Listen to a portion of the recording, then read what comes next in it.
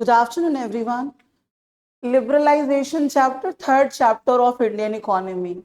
Third chapter of Indian economy की class आज application में हो चुकी है ना। थर्ड चैप्टर खत्म हो चुका है एप्लीकेशन में। ये क्वेश्चंस हैं जो अभी हम लोग यूट्यूब में लाइव करेंगे और ये क्लास एप्लीकेशन पे अपलोड हो जाएगी। जिस भी बच्चे को इंडियन इकोनॉमी की एक्सप्लेनेशन के साथ एनसीईआरटी एंड संदीप गर्ग के नोट्स के साथ करनी है क्लास, तो दैट इज ओनली 199, उससे कम में और कुछ नहीं। ओनली 199 में आपको कंप्लीट क्लासेस मिलेंगी, जिसमें इंडियन इकोनॉमी की complete notes, that is hand written notes, question के answers, MCQ, assertion and reasons, picture studies, statement, everything, और विद चैप्टर के एक्सप्लेनेशंस मिलेंगे, राइट। और हैंड रिटन नोट्स भी हैं उसमें। अब आती है बात कि हम लोग किस तरह से एमसीक्यूज कर रहे हैं चैप्टर पढ़ने के बाद। मैं बार बार कहती हूँ, पहले खुद से एक बार रीडिंग कर लिया करो चैप्टर को, पहले एक्सप्लेनेशन सुन लो, खुद से रीड कर लो, उसके बाद क्वेश्चंस को करो। अब क्वेश्चंस क्या कह रहे हैं चलिए देखते हैं। Out of the liberalisation, privatisation and globalisation, which term matches the best from the following statement. अब कौन सा क्या है, कौन सा लिबरलाइजेशन है, कौन सा प्राइवेटाइजेशन है और कौन सा ग्लोबलाइजेशन है। Let's check. It involves this deregulation, reduction of the government control. नाम खत्म, बस। कौन है लिबरलाइजेशन, प्राइवेटाइजेशन और ग्लोबलाइजेशन में से जिसने डी रेगुलेट किया है, कम किया है, खत्म नहीं किया है, कम किया है। आज क्लास में भी बताया था मैंने, रिमूवल वर्ड नहीं है, रिडक्शन वर्ड है। तो डी रेगुलेट किया है, रिड्यूस किया गवर्नमेंट का कंट्रोल, तो वो कौन है, लिबरलाइजेशन है। लिबरलाइजेशन है जिसने गवर्नमेंट के इंटरफेरेंस को क्या किया है, कम किया है। It means integration of economy. अब किसका मतलब क्या, integration of economy of the country with the world economy. Obviously world economy में बात होती है, दैट इज ग्लोबलाइजेशन। नेक्स्ट देखते हैं। It implies greater role of private sector. अभी भी बात हुई थी, क्लास में भी पढ़ा था। यहाँ पे पब्लिक के रोल को खत्म नहीं करना, बस प्राइवेट के रोल को बढ़ावा देना। This is known as a privatisation. अब देखते हैं नेक्स्ट कौन है। ये कोई दिक्कत इन तीनों में। It aims to remove entry and growth restriction of the private sector. Aims to remove the entry and growth and restriction of private sector. अब ये कौन है, ग्लोबलाइजेशन है, प्राइवेटाइजेशन है, लिबरलाइजेशन। क्यों लिबरलाइजेशन है, रिमूव द एंट्री, ये अलग से फिर क्या है, लिबरलाइजेशन है। Selling of the part of equity, selling of the part of equity, अपनी इक्विटी को कुछ पोर्शन को बेचना, जिसको हम लोग डिस इन्वेस्टमेंट कहते हैं। क्या कहते हैं, डिस इन्वेस्टमेंट। ये भी क्वेश्चन पढ़ाया था। प्राइवेटाइजेशन के दो तरीके हैं, ओनरशिप को ट्रांसफर करना और डिसइन्वेस्टमेंट करना। तो ये किसका बात हो रही है, disinvestment. This is known as the privatisation. तो यहाँ पे ग्रीन मार्क से मैंने लिबरलाइजेशन किया है, ब्लू से प्राइवेटाइजेशन, और पूरे वर्ल्ड को अपने हाथ में रख लेना भाई, that is globalisation. Is this okay और नॉट, दिखती है ना, इसमें कोई दिक्कत, समझ आ रहा है। इसमें पहचानना है कौन लिबरलाइजेशन है, कौन प्राइवेटाइजेशन और कौन ग्लोबलाइजेशन है। नेक्स्ट, जनरली पूछा जाने वाला क्वेश्चन।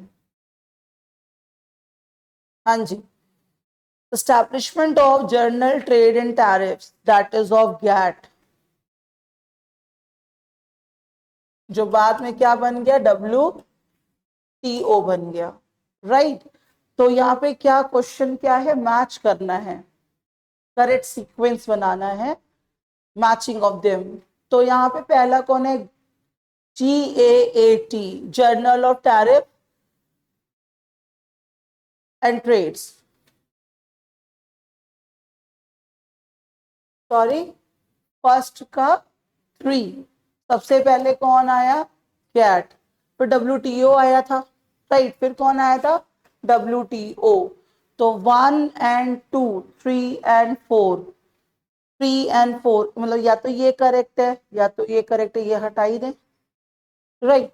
नेक्स्ट देखते हैं, GST कब आया भाई, 2016 आया, 2017 आया, 16। तो डिमोनेटाइजेशन कब हुआ, डीमोनेटाइजेशन कब हुआ था भाई? 8 ऑफ नवंबर में हुआ था डीमोनेटाइजेशन, 8 नवंबर 2016 आई थिंक। चेक करिए 2016 की 2017। डीमोनेटाइजेशन 16, हाँ 16, 8 नवंबर 16। तो यहाँ पे डीमोनेटाइजेशन को हमने डेट दे दी क्या? 2, 342 कहीं पर मैच हो रहा है? 342 डी। यस। तो नॉर्मल सी बात है, इसको कैसे याद, अब याद कितना याद करोगे? सबसे पहले गैट आया, गैट ने कन्वर्ट किया अपने आप को डब्ल्यूटीओ में, तो सबसे पहली डेट ये है, फिर ये है। उसके बाद ये मुझे ध्यान है 8 ऑफ नवंबर 2016 में दिल्ली में थी, काफी मैंने प्रॉब्लम फेस की थी, मुझे ध्यान है 2016 8 ऑफ नवंबर की रात को मोदी जी ने अनाउंस मार दिया था। डीमोनेटाइजेशन का मतलब बताया, परचेजिंग पावर खत्म करना, लीगल टेंडरनेस खत्म करना। इकोनॉमिकल सेंस में हम लोग बात करेंगे, लीगल टेंडरनेस को रिमूव करना। तो वो कब हुआ? 2016 8 ऑफ नवंबर को हुआ था। All right, next.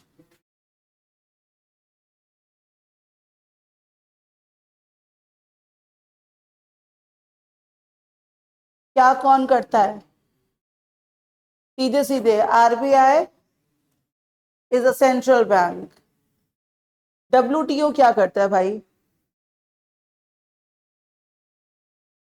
Facilitate lending for the reconstruction of development, डीए हो गया 3।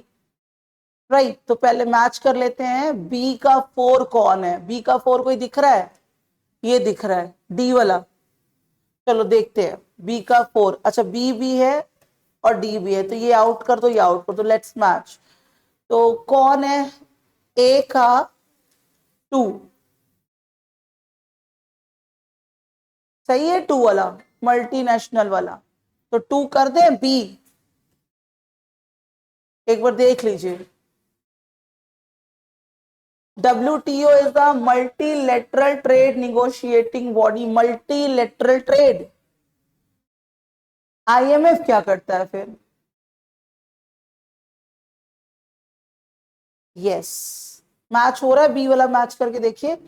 ए का 2, WTO ठीक है ये, फिर B4, बी इज 4 राइट है ये भी, C3, C3 no, IMF 3, D नहीं, D3 होना चाहिए, तो हमारा डी वाला राइट है। कौन सा राइट है? ठीक है, डी वाला राइट है। मैच कर लीजिए एक बार, एक बार मैच कर लीजिए, डी वाला राइट है। चलिए देखते हैं कैसे। WTO के लिए क्या दे रखा है? WTO multinational trade organise negotiating body है, यस वर्ल्ड ट्रेड ऑर्गेनाइजेशन है। RBI central bank of India, ये भी बात ठीक है। IMF हमें शॉर्ट टर्म लोन देता है बैलेंस ऑफ पेमेंट की प्रॉब्लम को रिमूव करने के लिए, डेफिसिट को बचाने के लिए, पढ़ा है हमने। IMF क्या कहता है? डेफिसिट मार्केट रहेगी, बैलेंस ऑफ पेमेंट डेफिसिट रहेगा। हम या तो IMF जाते हैं या तो वर्ल्ड बैंक जाते हैं। अभी हम लोगों ने पढ़ा था एप्लीकेशन में, IBRD रिकंस्ट्रक्शन डेवलपमेंट, साफ साफ नाम से डिफाइंड है, तो fourth will be the answer. ठीक है, और था एक इसमें,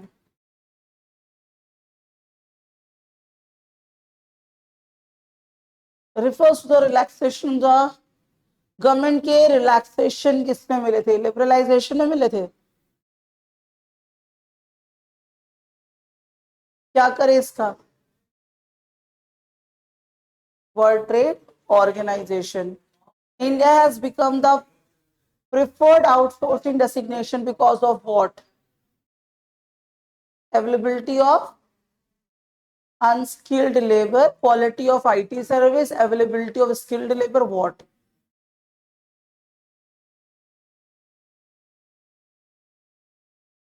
India has become preferred outsourcing। अरे भैया, अगर हमारे पास, हमें क्या चाहिए? ऑब्वियसली स्किल्ड लेबर चाहिए और आईटी की सर्विसेज चाहिए, यही है। 2 and 3 है। विच of the following is a tax reform? rationalization, reform, simplification, सारे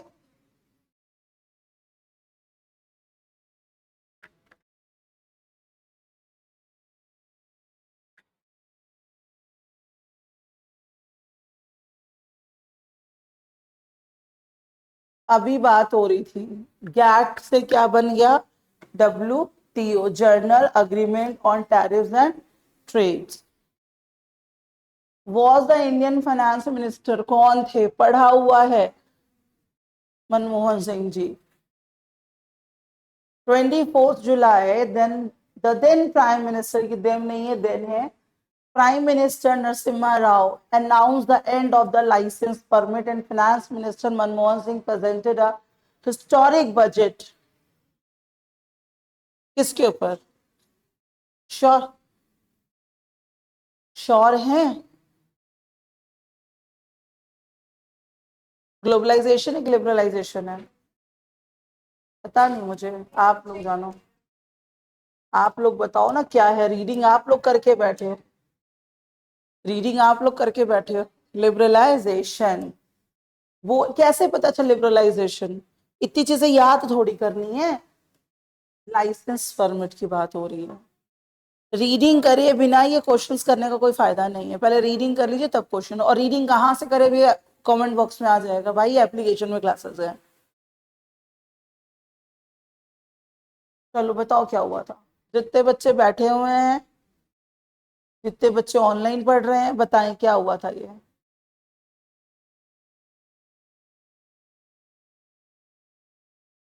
विच of the following currency notes are not in circulation post? कौन नहीं था? 200 की नोट थोड़ी थी, सिर्फ ये दोनों थे, 200 की नोट नहीं थी।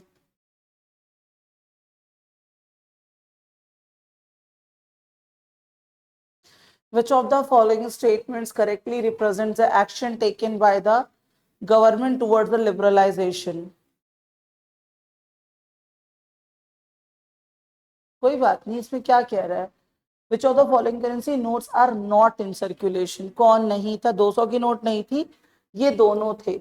अगर आंसर में होता ना 500 और 1000 की नोट हटी थी। हाँ, नोट दिया है।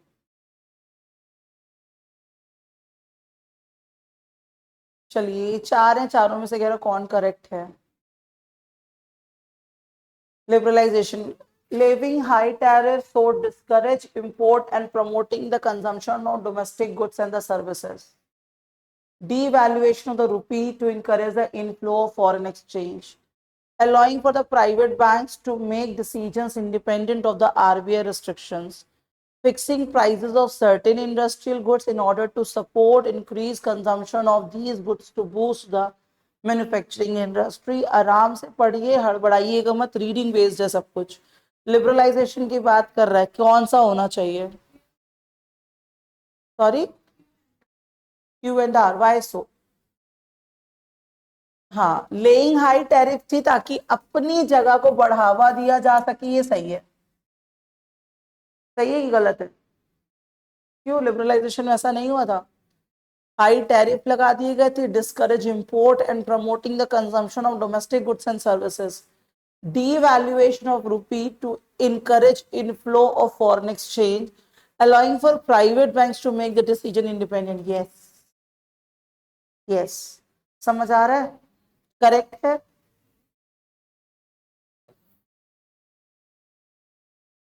जिनको नहीं समझ आ रहा है, इसका मतलब उनको एक बार रीडिंग करनी है। चलो नेक्स्ट बताओ।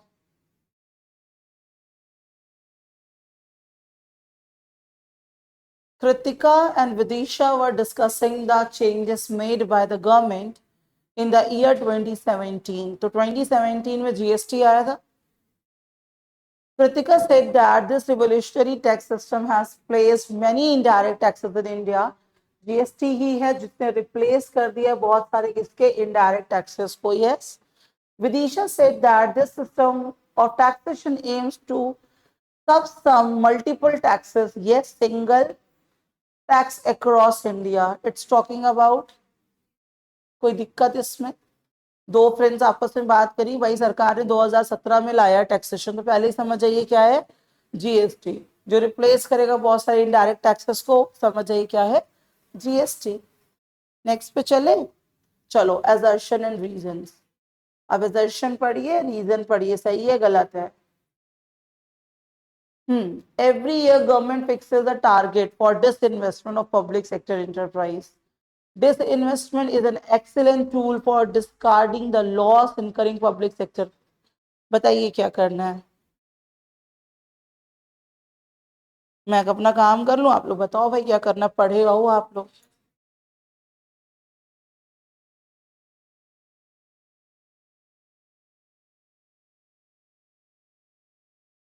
Yes, both are true but it's not correct. क्यों ट्रू है जरा बताएंगे क्या? मैं आराम से सोच लो, देख लो, क्वेश्चन हड़बड़ाओ मत। क्वेश्चन बोल क्या रहा है, डिसइन्वेस्टमेंट क्या होता है, डिसइन्वेस्टमेंट ये होता है, ये दोनों फैक्ट्स बता रहा, दोनों करेक्ट फैक्ट है। तो both assertion and reason are true, और ये करेक्ट ऑप्शन नहीं है, तो बी कर दे। पढ़ लीजिए बी क्यों हुआ है, ठीक है।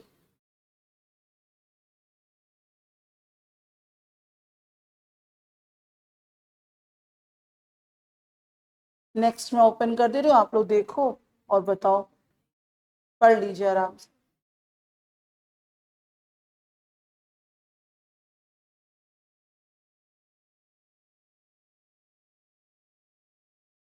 सॉरी,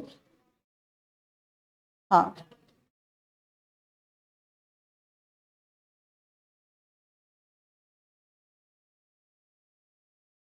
फॉरेन एक्सचेंज, ठीक है, कर लो आराम से, बताते हैं।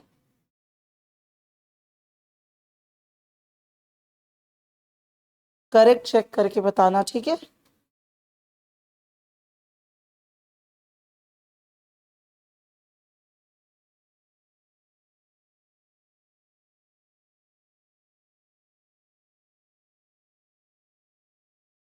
ए, चलो देखिए क्या कह रहा है।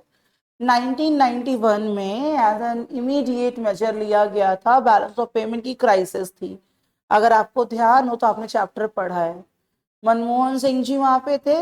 1991 में जो इमीडिएट एक्शन लिया गया था क्राइसिस से रोकने के लिए, तभी ये पॉलिसी आई थी, ये तो सही बात है।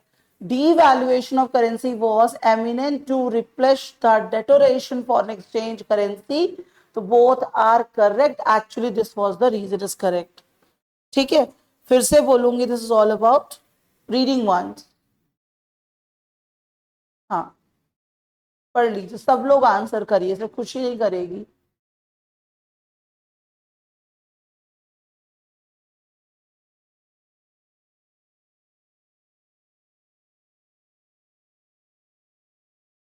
Goods and service was implemented 8 नवंबर 2016 को इम्प्लीमेंट किया गया था, जीएसटी किया गया था। सॉरी, डीमोनेटाइजेशन हुआ था, ये क्या हुआ था, डीमोनेटाइज, ये तो गलत है ना। जीएसटी 2017 आया, GST was introduced to implement unified direct taxes in India. Reason true है, ए रॉन्ग है, assertion it false but A is true, क्योंकि डीमोनेटाइजेशन की बात हो रही, ना कि जीएसटी की बात हो रही है।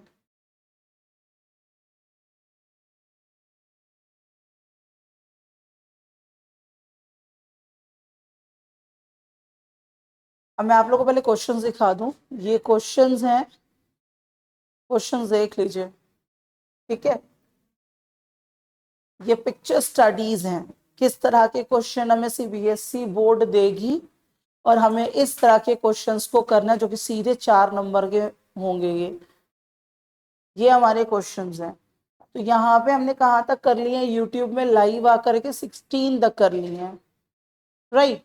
तो ये 17 आप पढ़ो और बताओ क्या, under the financial sector reforms the limit of foreign investment in banks raised, financial sector reform led to the establishment of Indian as well as foreign private sector banks, both are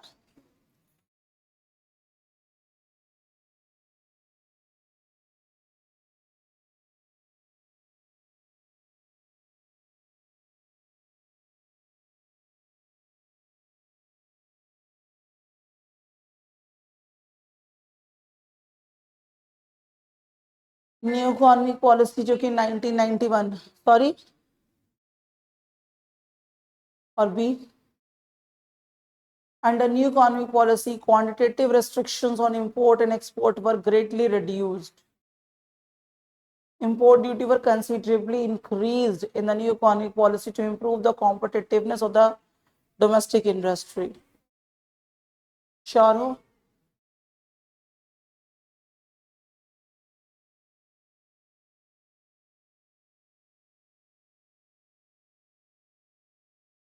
reading करने के बाद बताया जा रहा, पढ़ने के बाद, सही है गलत है?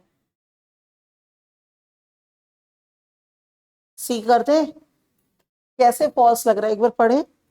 ये तो सच बात है, न्यू इकोनॉमिक पॉलिसी में जो इंपोर्ट रिस्ट्रिक्शंस थे और एक्सपोर्ट रिस्ट्रिक्शंस थे ऑब्वियसली वो कम किए गए थे, लिबरलाइजेशन। इंपोर्ट ड्यूटी अगर कंसीडर, हम किस में कंपटीशन करेंगे, डोमेस्टिक मार्केट में कि ग्लोबल मार्केट में?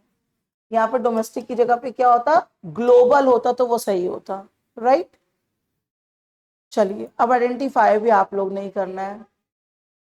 गवर्नमेंट ने ऐसे हाथ किया हुआ है और कोई बंदा पैसे दे रहा है, क्या है ये भाई? पॉलिसी मेजर क्या है ये? Identify the policy measure initiated by Indian government. Sorry, obviously ये सरकार को दे दिए, क्या है हमारा? प्राइवेटाइजेशन है। से two ways in which policy identified, ये भी हमने आज ही पढ़ा है हम लोग ने, जो भी बंदे हैं एप्लीकेशन में। पहला क्या था?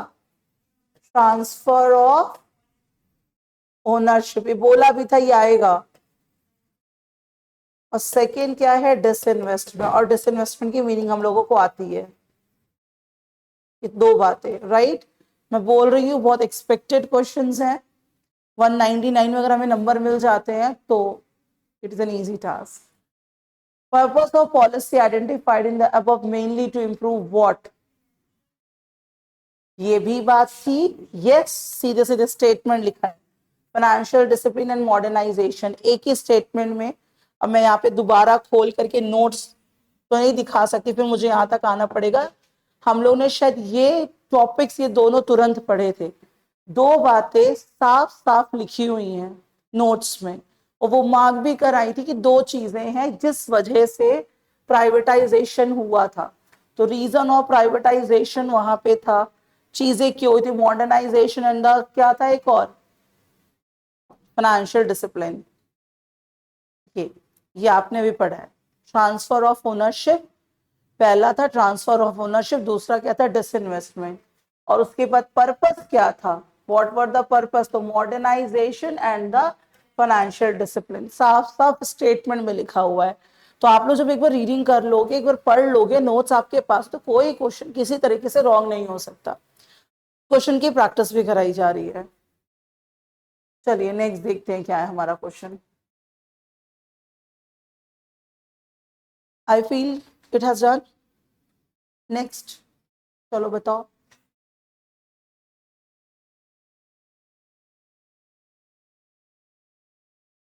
Economy not sufficient, improve efficiency.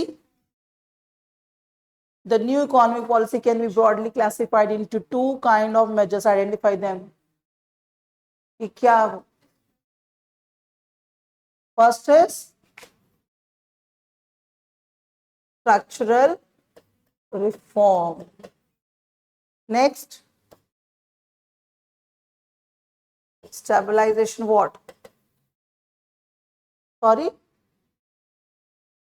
लो भाई, ये दो क्वेश्चन के आंसर्स हैं। ये ऑब्जेक्टिव बताने हैं इसमें कि ऑब्जेक्टिव क्या था इसका।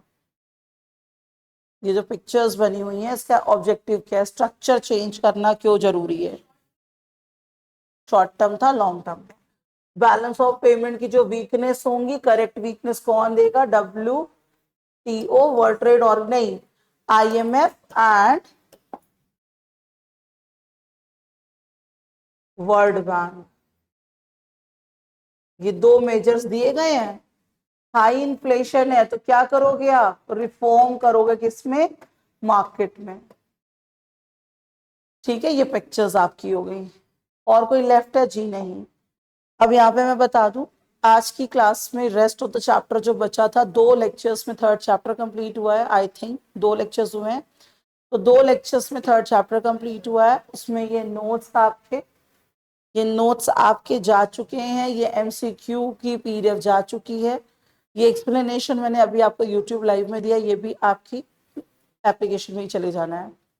कल 4th चैप्टर स्टार्ट होगा, हो सकता है आज ही हो जाए, God knows, depends on the capacity of teaching. उसके बाद इस तरह से चीज़ें हो रही हैं। मैं फिर कह रही हूँ 199 is not the too much cost. कोई भी बच्चा ले सकता है, कोई बंदा ले सकता है। आप लोग की नॉलेज में जो भी बच्चे हैं जिनके पास इंडियन इकोनॉमी है, CBSE का पूरा 50% इंडियन इकोनॉमी का है, 50 मैक्रो का है। तो आप लोग की नॉलेज में जो भी बच्चे हैं इंडियन इकोनॉमी से रिलेटेबल, तो उन तक ये आप लोग अप्रोच करा सकते हो। ठीक है, थैंक यू सो मच, मिलते हैं नेक्स्ट लेक्चर में।